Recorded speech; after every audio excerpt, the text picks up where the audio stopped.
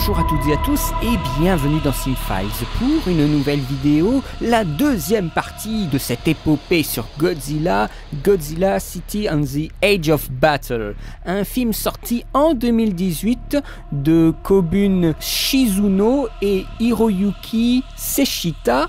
Le deuxième volet de cette trilogie disponible sur Netflix, c'est un film qui dure 1h40 et qu'est-ce qui se passe pendant ces 1h40 ? Eh bien c'est le capitaine Haruo Sakaki et le reste de son équipe qui vont devoir faire face au vrai Godzilla cette fois-ci et trouvent refuge dans deux lieux assez opposés l'un de l'autre et préparent leur plan, un nouveau plan pour tuer le monstre. Alors c'est une critique qui sera peut-être moins fournie que la précédente parce que malheureusement c'est un petit peu la même chose. C'est-à-dire que ce film-ci, le deuxième, semble répéter les mêmes bases que la première partie pour presque une fin similaire. C'est-à-dire qu'on a beaucoup de build-up, une construction scénaristique d'un moment précis, d'un moment d'action, d'un moment où les gens enclenchent, avec toujours ce problème, comme pour le premier film, d'une exposition à rallonge. Les personnages parlent beaucoup pour faire monter la sauce.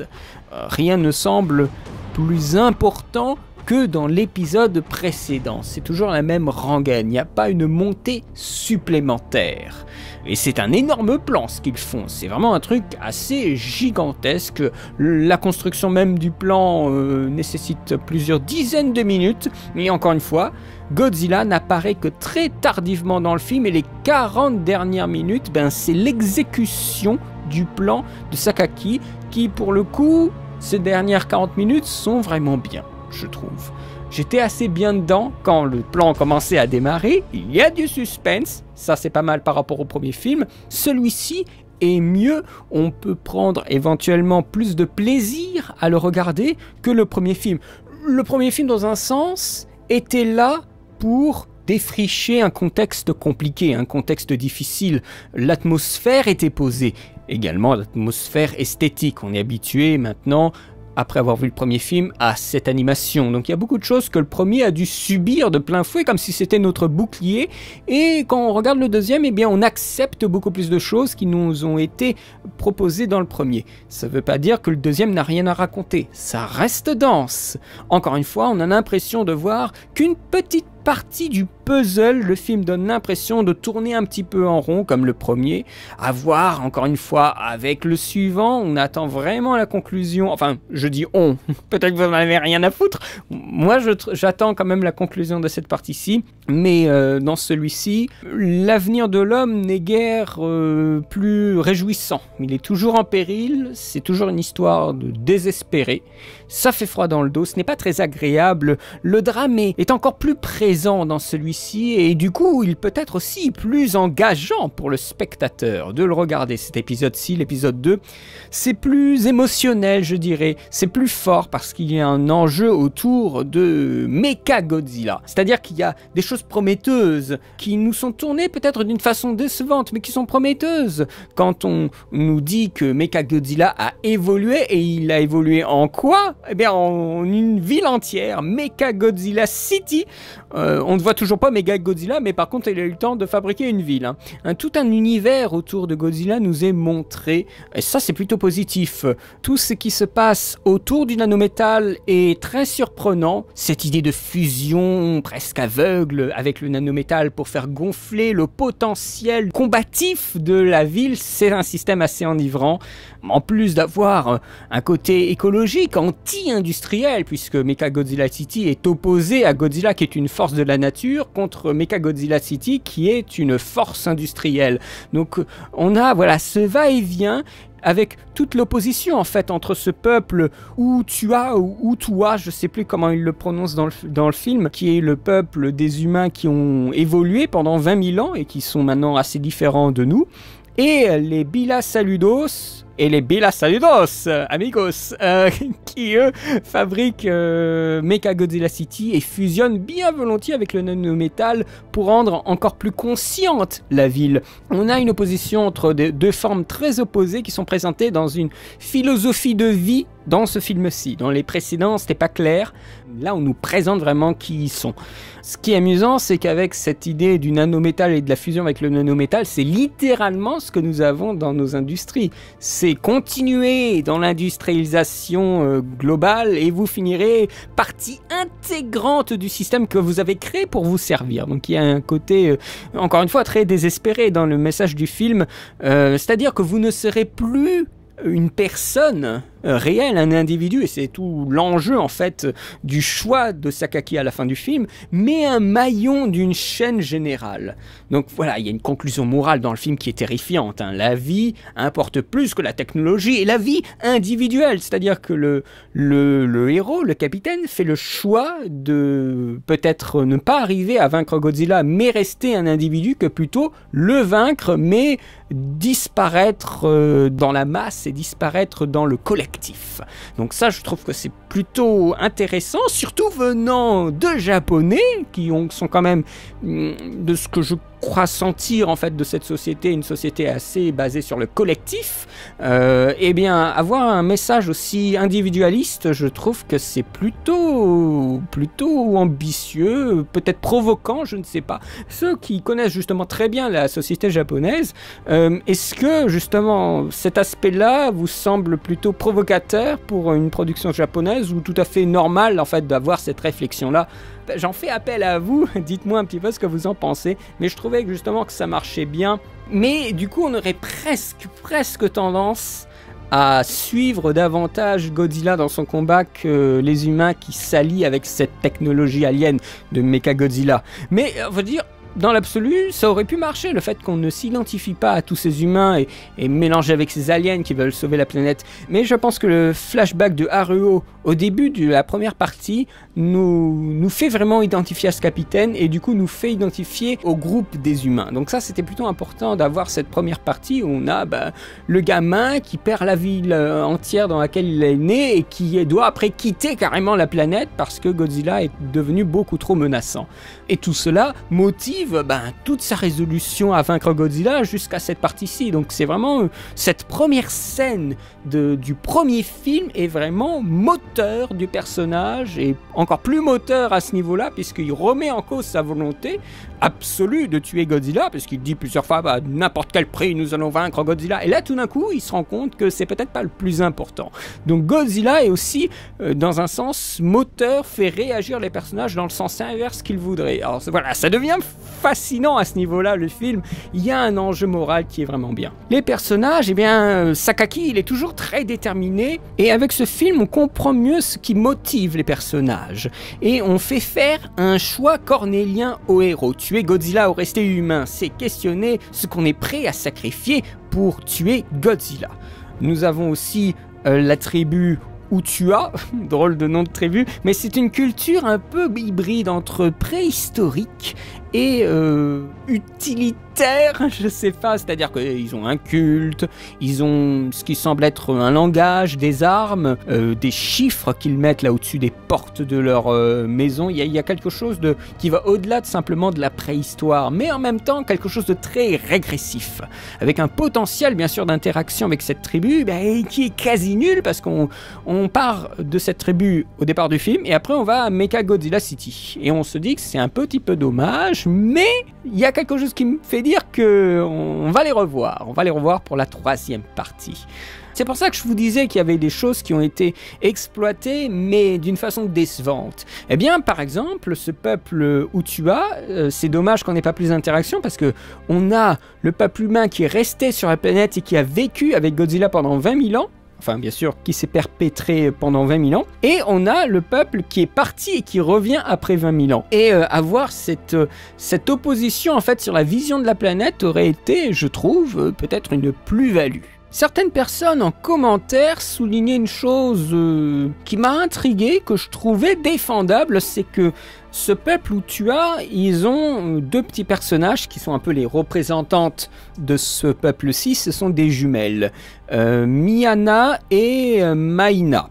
Ces deux jumelles sont peut-être une sorte d'indice pour l'arrivée de Mothra, parce que je me souviens, et ça a été confirmé aussi dans des commentaires, que dans Mothra contre Godzilla, eh bien, il y a une affaire de petites jumelles, mais c'est des tout petits êtres et tout ça, et il se peut justement que ça soit une référence à ces jumelles-ci du film japonais, que justement, on va peut-être avoir Mothra, Godzilla, Mechagodzilla et Ghidorah dans la troisième partie, donc ça donne encore plus envie de se hyper. J'espère qu'ils vont pas tout gâcher.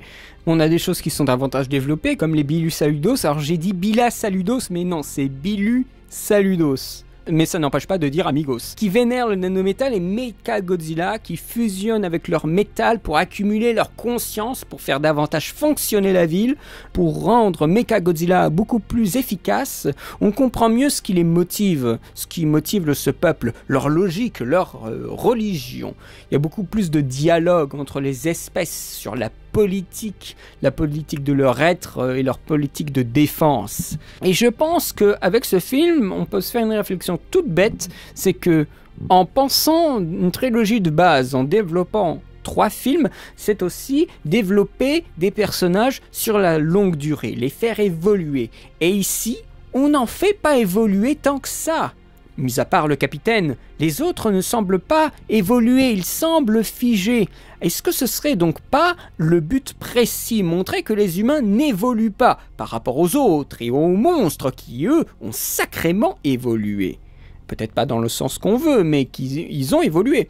Alors en fait, si les humains ont évolué, mais pas ceux sur Terre. Et ceux qui sont partis dans l'espace n'évoluent pas. Est-ce dans ce cas-là peut-être un message comme quoi il faudrait détruire notre civilisation pour reconstruire des bases saines de notre évolution et de notre être tout court? Donc ça peut être aussi un message extrêmement nocif. L'animation, eh bien, elle est similaire. Il y a plus d'effets à la fin du film parce qu'il y a une grosse scène d'action, mais dans l'ensemble, c'est dans la continuité du premier volet. C'est-à-dire qu'elle est égale. La 3D est dégueulasse sur Godzilla, il y a toujours ce côté rocailleux, métallique. C'est probablement le but. On a l'impression que c'est un modèle 3D non texturé sur certains plans. Pas sur tous. Mais il y a cette réalisation qui est semblable à celle du premier. Quelques plans qui se répètent. Ça, j'ai trouvé un peu malheureux de constater que pour un film de fiction long métrage, on se permet de répéter des plans comme si on était dans une pauvre série bas budget du style Dragon Ball Z, quoi. Moi, je trouve ça un peu consternant que pour des productions qui sont lourdes, sur une plateforme qui veut, voilà, donner des lettres de noblesse un peu à son titre, qu'on se permette de proposer des films qui se répètent. Et vous savez, quand vous voyez beaucoup de films et quand vous faites attention à ce que vous regardez, quand les plans se répètent, ça se voit direct. Et je trouve que c'est faible. Voilà, c'est faible. Je trouve que même maintenant que j'y pense, je parle de la scène d'action, la grosse scène d'action de fin, qui est d'ailleurs presque la seule scène d'action de tout le film, hein. Elle est longue, mais c'est la seule. Eh bien, il y a un côté un petit peu faiblard dans cette scène. Elle est même endommagée parce qu'on a un retour constant entre ce qui se passe à l'extérieur, qui est un truc de fou, et le centre de commandement qui est en train d'expliquer ce qui se passe. C'est quand même un comble pour une scène où les gens sont censés actionner, quoi. Alors déjà, on a tout un build-up de construction du plan avec des termes pseudo-scientifiques pour dire, regardez, c'est de la science-fiction. Je pense que les gens qui connaissent bien la science-fiction, ils ne seront pas dépaysés, mais ceux qui ne sont pas forcément rodés à tous ces termes, eh bien, ils vont être un petit peu perdus. Et là, eh bien, on a un peu la conséquence de ça, c'est-à-dire à l'audio, à la limite, ça passe, mais visuellement, ben, on se fait un petit peu chier. On décrit les actions, on décrit ce qui se passe, on le voit et on nous le redécrit par la suite. Et ça, c'est faiblard. On est à moitié sur le terrain, alors que c'est censé être la grosse scène finale. Ça, c'est un point faible. La musique, elle est fonctionnelle. Je trouve qu'elle m'a moins fait sortir que dans le premier film. Je vous le rappelle, dans le premier film, j'ai eu vraiment un blocage. Celle-ci passe mieux. Elle fait moins sortir du film, tout simplement. Elle est fonctionnelle, elle fonctionne, tant mieux. J'ai pas grand-chose à dire. Je vous avais prévenu que ce serait assez rapide. Encore une fois, on a l'impression que le film est incomplet, alors que Ça parle de thèmes géniaux, l'évolution avec ce peuple terrien et les Bilu-Saludo. On parle de religion aussi, puisqu'on arrive à un lieu de culte de ce peuple Utua, et ils vénèrent un œuf, et on se dit tiens, c'est encore un autre monstre qui va nous être dévoilé par la suite. Enfin, c'est une espèce de représentation d'un gigantesque œuf. Alors je sais pas si c'est Ghidorah ou si c'est Mothra ou encore une autre créature. On a le choix individuel contre le collectif, le choix de rester un individu contre justement les Bilu-Saludos qui veulent fusionner en collectif, la nature contre la technologie, Godzilla contre Mechagodzilla City, et ce qui sépare le monstre de l'homme. Donc on a une dynamique de duel, d'opposition claire, nette, qui doivent travailler ensemble pour affronter Godzilla, et au bout d'un moment, lors du moment crucial de la scène d'action, eh bien il y a une dissension, il y a un choc, une séparation entre ces deux opposés qui sont en train de travailler ensemble. Et ça, tout cet aspect moral autour de être ça ou ça, je trouve que le film fonctionne plutôt bien à ce niveau-là. Je lui mettrai un 13 sur 20, pas plus parce que c'est quand même putain de décevant et on pensait que ça montrait davantage, et en fait, structurellement parlant, le film est faible. Il y a plein de choses bien, mais structurellement parlant, c'est la même chose. Et je regrette que le premier film nous ait fait une farce en nous présentant un faux Godzilla, alors qu'il aurait pu directement commencer sur Godzilla, et presque ce deuxième film aurait pu être le premier film. Et je pense que avec la sortie du troisième, eh bien, il y aura peut-être moyen de faire un seul film de 2h30 en remontant les 3 parties. Et ça me donne presque envie de le faire. Je ferai le troisième quand il sortira en novembre. Godzilla, ce Planet Eater, ça fait déjà peur. Le titre est déjà épique, je veux dire par là. J'espère qu'il y aura pas trop de choses à placer avant que l'action commence, parce que là, il faut envoyer du lourd. Cette trilogie a encore une chance de fonctionner, de tout faire pour prendre le spectateur. J'y crois un petit peu, j'ai envie d'y croire. Et surtout voir qu'est-ce qui va se passer avec ce capitaine Sakake, parce qu'il est quand même dans de beaux draps. Voilà, j'espère que ce petit retour sur le deuxième Godzilla vous aura plu. N'hésitez pas à me dire ce que vous en avez pensé, si vous l'avez vu, si vous l'avez aimé ou non. N'hésitez surtout pas à me poster un commentaire, je serai ravi de vous lire et de vous répondre. Si c'est nécessaire, je ne vais pas répondre à chaque commentaire, mais des fois, j'aime bien discuter avec vous, il n'y a pas de souci. Quant à moi, eh bien, je vous remercie d'avoir vu cette vidéo. Je vous souhaite une très bonne journée, une très bonne semaine, et à très bientôt pour de nouvelles vidéos. Allez, salut!